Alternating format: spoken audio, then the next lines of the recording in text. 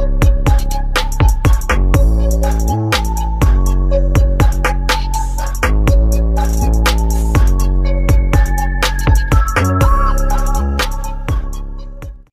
so welcome back mga kanatik. For today's video nga pala, i-share ko lang kung paano mag-mute, unmute ng ating beeping sound and then answer back alarm ng ating keyless na Honda Click or yung mga Click 150i. Alright? So dyan, syempre, kailangan natin ng ating remote. Yan. So dito, unahin natin yung beeping alarm. So, kailangan syempre natin ng susi dito, yung ating remote. Yan. Kung makikita nyo, activated yung susi natin kasi naka-green siya. Then, pagka pinush natin yung ating push start, makikita natin yung key indicator is wala siyang beeping alarm. So, paano natin siya lalagyan ng alarm? So, patayin muna natin. Sa remote natin, kailangan deactivate muna natin yung ating remote. Then, kung makikita nyo dito, pagka solid yung red, ibig sabihin naka-mute. Pero kapag lalagyan natin siya ng alarm o yung beeping alarm, yan. So, pipindutin nyo ng once yung lower button and then yung upper button. Then, pagka nagbi-blink siya ng ganito, ibig sabihin, meron siyang alarm. So, activate natin yung remote, push start. Yan. So, meron siyang tunog.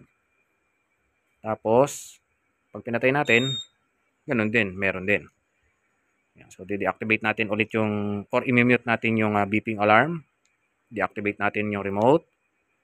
Then, lower button, and then upper button. Then, pagka nag-solid yung ilaw sa taas na red, that's the time na wala na siyang beeping alarm. So, try natin ulit. Activate natin yung remote. Then, yan. So, wala siyang alarm, no? Patay natin. So, nasa sa inyo kung anong prepared nyo. May alarm, may beeping alarm, or walang beeping alarm. Yan. So, next natin yung ating answer back alarm niya, no?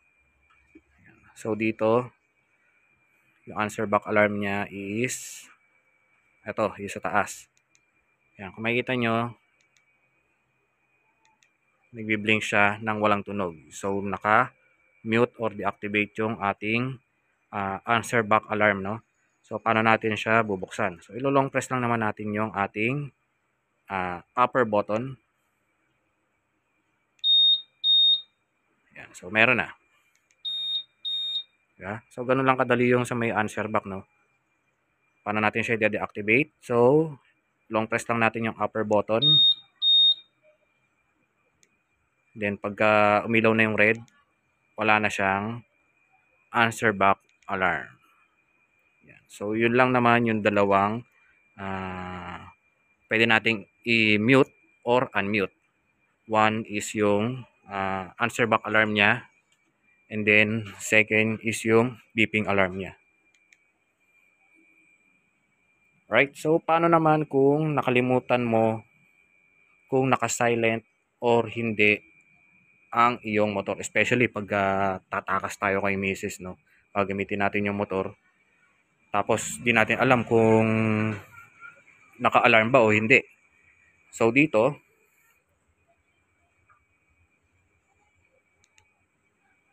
yan, dito kailangan deactivate muna natin yung susi natin.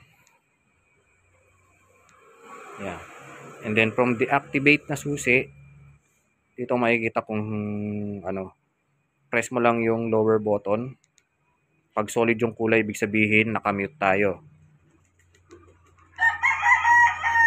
Yan. And then kapag blinking naman yung ilaw, ibig sabihin is may alarm tayo. So try natin ulit. May alarm yan. Deactivate muna natin yung susi. O, di ba? So dito mas safe pagka walang beeping alarm yung mo, lalo na magi-start ka ng motor, no. So deactivate mo muna yung susi. Yan, so nakikita nyo blinking, ibig sabihin may alarm. Patayin natin yung alarm. Solid yung kulay. Ayan, kita nyo. Solid. Solid red lang, hindi siya blinking. Ibig sabihin, wala siyang alarm.